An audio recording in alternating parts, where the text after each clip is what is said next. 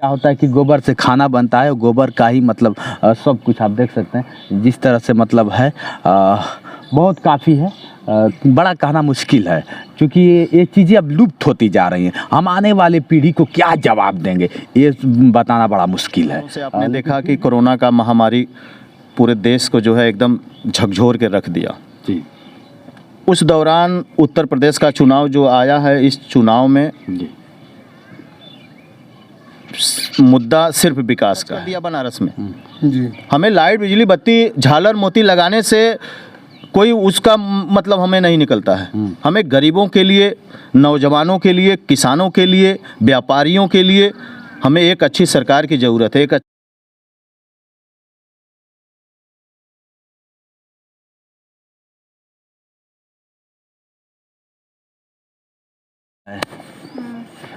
नमस्कार दोस्तों, एक बार फिर से मैं जितेंद्र दिव्यांग और आपको मैं बता दूं कि इस समय बनारस यानी कि आप समझ सकते हैं कि बनारस का जब नाम आता है तो मोदी जी का नाम आता है और मोदी जी के संसदीय क्षेत्र में पहुंच चुका हूं, ग्रामीण इलाका में। आप देख सकते हैं इधर चारों तरफ अगर दिखाया जाए तो मतलब जिस तरह से आप समझ सकते हैं गाँव की सौंधी सौंधी हवाएँ, गाँव की सौंधी सौंधी खुशबू आ रही है कि आज मेरा भी मन मचल गया देख के कि ऐसे पहले हुआ करता था।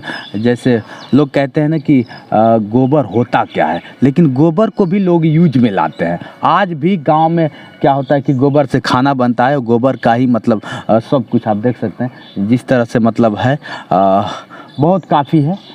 बड़ा कहना मुश्किल है क्योंकि ये चीज़ें अब लुप्त होती जा रही हैं। हम आने वाले पीढ़ी को क्या जवाब देंगे ये बताना बड़ा मुश्किल है, लेकिन फिर भी दिखाने का प्रयास करते हैं। बहुत कम लोग दिखा पाते हैं। चारों तरफ आप देखेंगे सूर्य की रोशनी इन पे खिलखिला रही है, ऐसे पड़ रहा है जैसे मतलब एक होता है ना कि रोशनी देने पे मुस्कुराना हो जाता है, तो इस तरह से मुस्कुराए। आपको एक चीज़ और नया चीज़ मैं दिखा रहा हूँ कि इस तरह से आप देख सकते हैं कभी कभी लगता है कि गाँव के लोग समझदार नहीं होते हैं, लोगों का ऐसा कहना। लेकिन गांव ही के लोग अगर ना होते तो आज ये शहर ना होता, आज जो भी है जैसे भी है मतलब ये सब नहीं हो पाता। जो शोहरत हो जाए, जो मान सम्मान होता है, नहीं हो पाता। इधर देख सकते हैं आप, ये भैंसे हैं, भैंस गजब की हैं, जो कि पहली बार मैं गांव में देख रहा हूं कि आप लोग गौशाला देखे होंगे, लेकिन ये समझ लीजिए गौशाला की तरह है, लेकिन इसमें भैंस है। भैंस यूँ है कि सब हरियाणा पंजाब की, जैसे हम लोग क्या पंजाब में मिल जाती है, लेकिन हरियाणा की नस्ल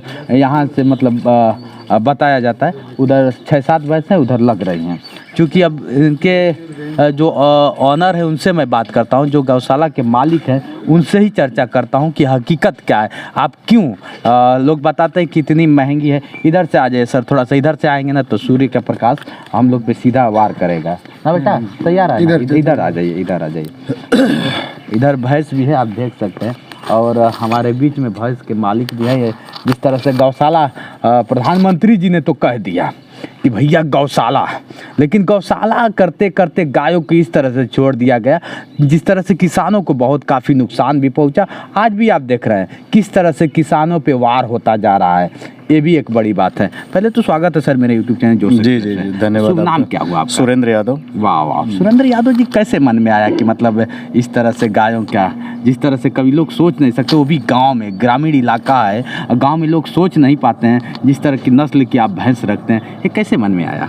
मन में आना ये तो हमारी पुरानी परंपरा है। नहीं, पुरानी परंपरा तो लोग देसी रखते हैं। पुरानी परंपरा। हरियाणा जो एक प्रदेश है जी, जहाँ पे मान लीजिए कि एक तरह से इनकी उपज होती है। जी जी, इस नस्ल की हरियाणा में उपज होती है। जी, जी। और हरियाणा से ही पूरे हिंदुस्तान में जो है जी इसकी सप्लाई लोग करते हैं, वहाँ के व्यापारी जो है। जी, तो अच्छी पशु रखना और उनसे दूध निकालना और उनका सेवा करना, ये बड़ा सौभाग्य की बात है। ये हर किसी के बस में नहीं है कि हर कोई उनको रखे और पाले और उनका सेवा करे, उनसे दूध निकाले।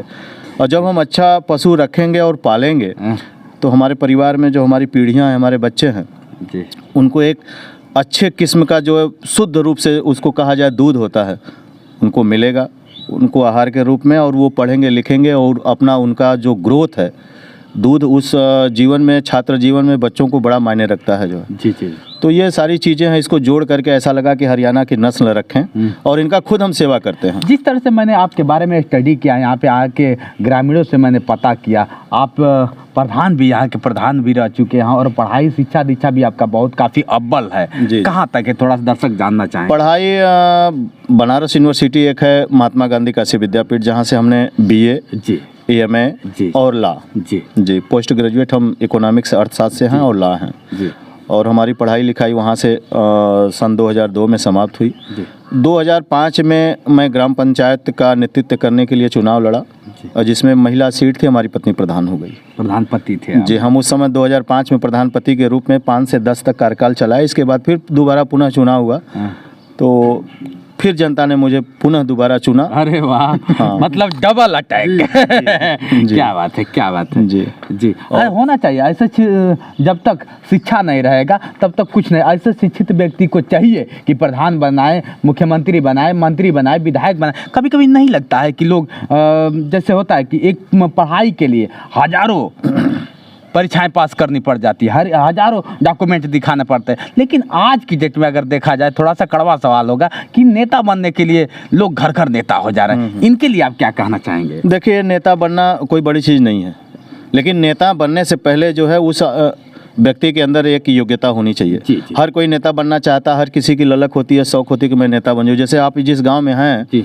इस गांव का जो इस समय वर्तमान में प्रधान चुने गए हैं गांव के लोगों द्वारा, जबकि हमारा गांव बड़ा सुपर गांव, बड़ा सोवर गांव अरे वाह। है। यहाँ काफ़ी पढ़े लिखे शिक्षित हैं। हमें लगता है कि 100% लोग इस गाँव में शिक्षित हैं और कोई किसी पर निर्भर नहीं है। आर्थिक ऐसे ही देखने में ही लग रहा है। जिस तरह से अगर देखा जाए, भैया से हमारी बात हुई थी, इन्होंने कहा कि 5 बजे जग जाता हूँ। ये बड़ा, जिस तरह से देखा जाए शिक्षा को देखकर, शिक्षा अजीब है इनके अंदर। लेकिन ये भी चाहते तो शौक से सोते। शिक्षा वाले सोते हैं सर, आप कैसे? नहीं, जरूरी नहीं है, जरूरी नहीं है, जरूरी नहीं है, मायने रखता है। नहीं, पढ़ा लिखा व्यक्ति जरूरी नहीं है कि वो 7 बजे सो करके उठे। ये तो एक अपनी गृहस्थ जीवन की एक जिम्मेदारी बनती है जी। अब हमारी आने वाली जो पीढ़ियां, हमारे घर में बच्चे हैं, अब उनको सुबह जगा देना और वो अपने कार्य क्षेत्र में लग जाते हैं पढ़ाई लिखाई में। 2 घंटा पढ़ते लिखते हैं, ब्रश मंजन, नहाना खाना, फिर स्कूल चले जाना। और हम लोग रात में जब भी आते हैं सोते हैं, सुबह समय से उठ जाना। फिर हमारे यहाँ जो इस पशु तरह से अगर देखा जाए कि नेता बन जाने के बाद लोग, अरे हटो, मैं गोबर कैसे उठाऊंगा, मैं खेत में कैसे जाऊंगा। वही नेता है, वही नेता है, वही नेता है। आजकल के लड़के नेता वही बनते हैं, तुरंत चढ़ा लिए व्हाइट वो नेता बन गए। वही नेता है जो कि अपने गृहस्थ जीवन को लेकर के आगे बढ़े। जी। किसान वही है जो खेत में काम करे। जी। किसान वही है। जी। हमारे पास खेती है और हम खेत में नहीं जाते हैं और सारी व्यवस्था खेती का हम करवा लेते हैं, तो शुद्ध रूप से मैं किसान नहीं हूँ। किसान का मतलब है कि खेत में जा करके काम करना, साथ में मजदूरों के रहना, उसकी पूरी व्यवस्था देखना। हम लोग खेत में काम करते हैं, करवाते हैं, साथ में रहते हैं। क्या बात। पशु का काम पूरा अपने हाथ से करते हैं। अरे पूरा काम पशु का अपने हाथ से करते हैं। अभी मैं सारा काम कर लिया, खाली हो गए, अब निकलेंगे, नहाएंगे, धोएंगे, अपने फिर मिशन पे चले जाएंगे। आपके यहाँ कौन सी ऐसी भैंस है जो बहुत काफी मतलब दूध देती है, जितना मतलब हमारे यहाँ सबसे ज्यादा जितनी पशुएं हैं, सारी पशुएं हमारी दूध वाली हैं, सब हरियाणा की नस्ल हैं। 1.5 से 2 लाख की सारी पशुएं हमारी हैं। दूध ठीक है। कितना मतलब देते हैं? दूध 12 से 18 लीटर तक हमारी पशुएं जो है निकालती हैं। हाँ, एक पशु। कितना पशु रखे हैं? पशु अभी तो 6 हैं। 6 हैं। भैया देख लीजिए, ये भी है और होना भी चाहिए। हमारे आने वाली पीढ़ियों को हम जवाब क्या देंगे?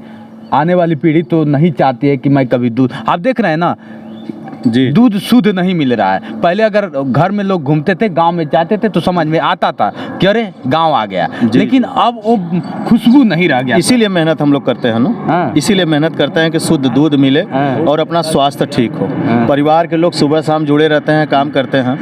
हमारे यहाँ सारी घर में फैसिलिटी है, सारी व्यवस्थाएं। इसके बाद भी हम लोग निकल के गोबर का काम करते हैं, पशु का काम करते हैं, उनकी सेवा करते हैं। इसलिए उनके गले में बंधन लगा हुआ है और वो अपनी दुख को, अपनी पीड़ा को, अपनी दर्द को हमसे कह नहीं पाती हैं। इसकी वजह से मेरी जिम्मेदारी बनती है कि उनको समय से नहलाना, खिलाना, उनको अच्छे तरीके से रखना। इसके बाद दिन भर अपना फिर हम अपना। चलिए सर, अब थोड़ा सा हम लोग बनारस है। बनारस आप भी लोग जानते हैं, बनारस का जैसे ही नाम आता है माननीय यशस्वी लोग कहते हैं, प्रधान नरेंद्र मोदी जी का नाम आ जाता है, प्रधानमंत्री नरेंद्र मोदी जी का नाम आ जाता है। तो आज संसदीय क्षेत्र में भी है, क्या लग रहा है इस बार क्या होगा? थोड़ा चुनाव पे भी चर्चा कर लिया जाए। चुनाव की स्थिति ये है, बनारस नहीं बल्कि पूरे उत्तर प्रदेश में जी, इस बार की चुनाव विकास के मुद्दे पर चुनाव हो रहा है। जी जी। आम आदमी जो है एकदम ग्रसित है, परेशान है। पिछले 2 सालों से आपने देखा कि कोरोना का महामारी पूरे देश को जो है एकदम झकझोर के रख दिया। जी उस दौरान उत्तर प्रदेश का चुनाव जो आया है, इस चुनाव में जी मुद्दा सिर्फ विकास का है, बेरोजगारी का है। जी क्यों मंदिर हट गया?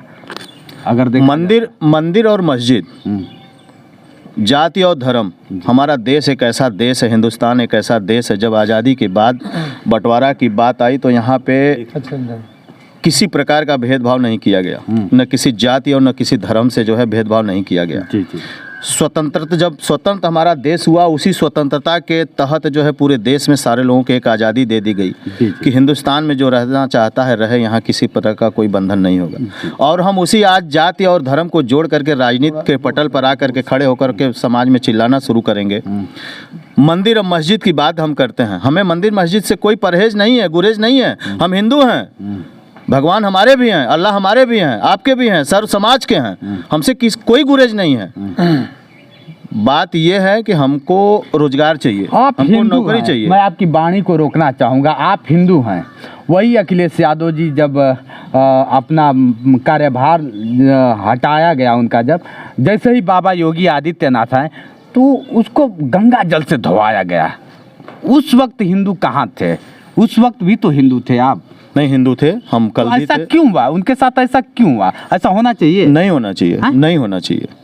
इस बात से एक उत्तर प्रदेश के चीफ मिनिस्टर के साथ इस तरह का व्यवहार किया गया हो सरकार बदलने के बाद, और जब सरकारी आवास को वो खाली करता हो, उसके ऊपर एक आरोप प्रत्यारोप लगाया जाता हो, जिसका नाम रखा गया टोटी। टोटी क्या चीज है? हाँ जी।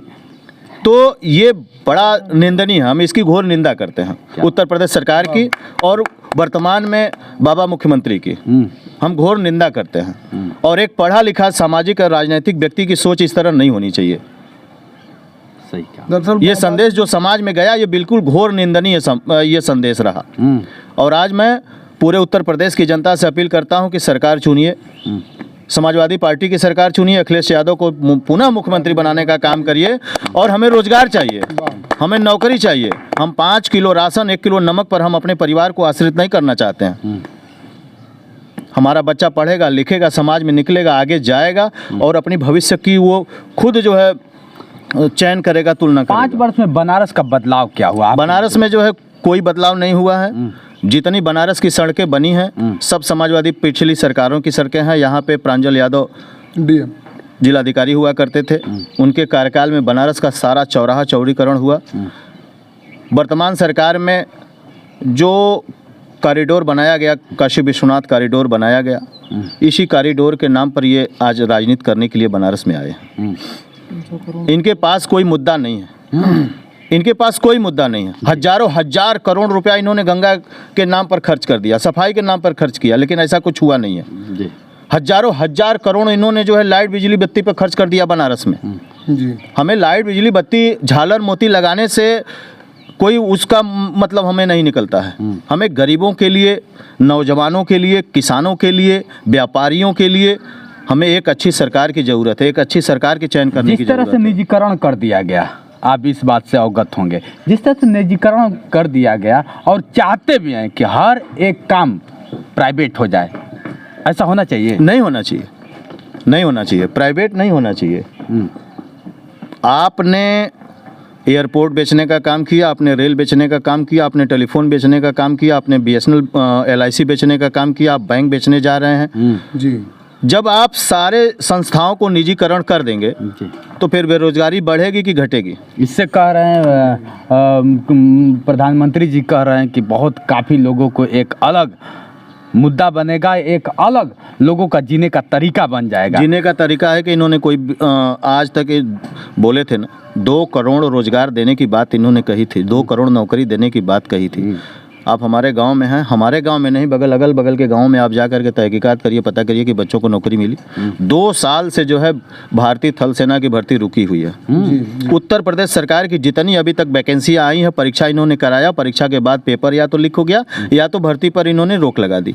चाहे वो सुप्रीम कोर्ट से रोक लगा हो, हाई कोर्ट से रोक लगा हो, या किसी न्यायालय से कोर्ट लगा हो, या सरकार ने खुद रोक लगा दिया हो, लेकिन इन्होंने एक भी भर्ती करने का काम नहीं किया। जिस तरह से नौकरी की आप बात कर रहे हैं, तो अभी हाल फिलहाल आप देखे होंगे एनटीपीसी को लेके, आरआरबी को लेके बहुत काफी तहस नहस हुआ है। इलाहाबाद जिसे लोग कहते हैं कि वहाँ शिक्षा का एक गढ़ है, पटना एक शिक्षा का गढ़ है, लेकिन वहाँ पे बच्चों पे लाठियों से मतलब मारा गया। इस सरकार का यही रोजगार है, यही नौकरी है।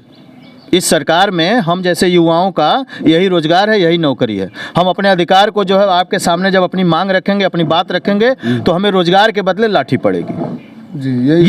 ये सरकार है।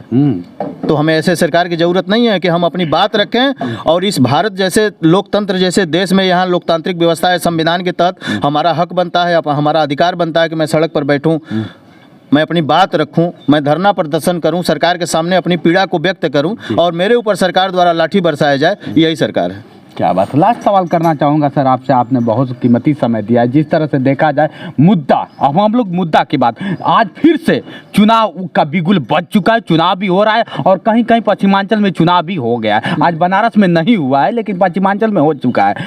तो क्या लगता है कि आने वाली सरकार किसकी बन सकती है? सरकार समाजवादी पार्टी की बनेगी। पश्चिम हमने देखा, जो अभी तक जितनी चुनाव हुआ है, जहाँ जहाँ हुआ है, वहाँ पे टोटल जो है समाजवादी पार्टी क्या वादे इरादे पे बनेगी या फिर कार्य पे बनेगी? कार्य पे, विकास पे। अखिलेश यादव जी ने पिछले कार्यकाल में उन्होंने 5 साल सरकार चलाई और उन्होंने विकास किया, उन्होंने कार्य किया।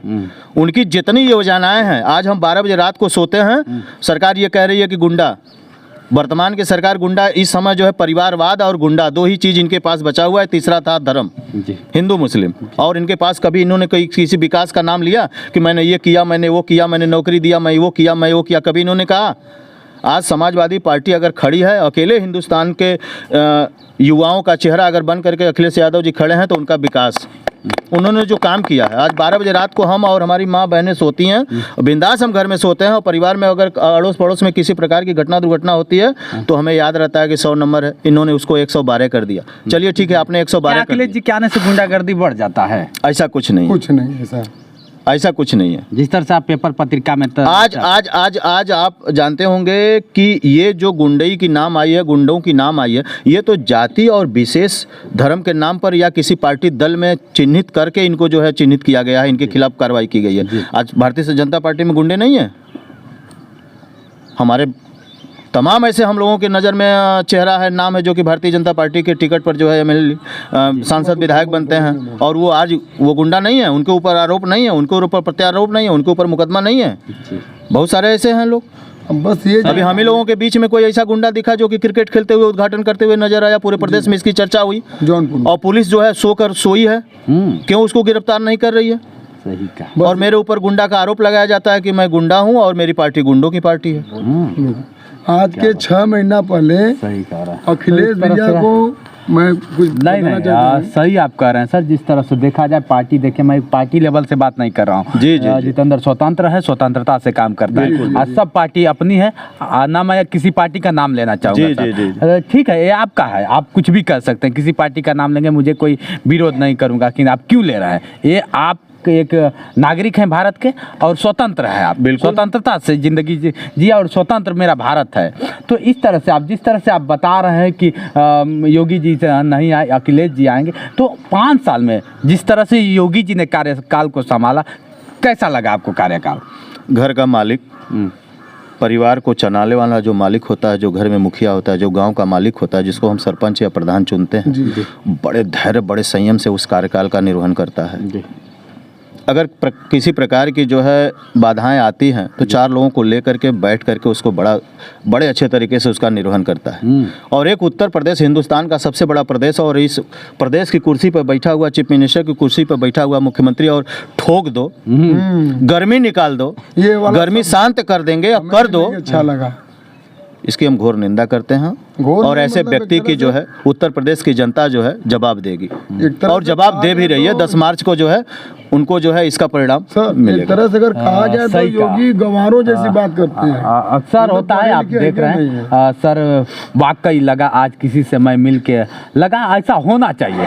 शिक्षित व्यक्ति यही कहता है और यही होना चाहिए। चलिए सर, आपने समय दिया है, बहुत बहुत बहुत धन्यवाद। धन्यवाद, चलिए दोस्तों, बहुत आज के लिए बस इतना ही। बने रहिए हमारे वीडियो के साथ। मैं हूँ जितेंद्र दिव्यांग और आप देख रहे हैं मेरा यूट्यूब चैनल जोश एक्सप्रेस। नमस्कार दोस्तों, अच्छा लगा सर।